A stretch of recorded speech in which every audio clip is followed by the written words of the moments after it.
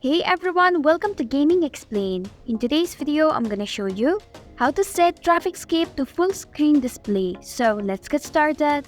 Begin by launching settings on your mobile device. Scroll down until you find Apps option. Tap on it. Then select Manage Apps option. In the search bar, type in Trafficscape and perform your search.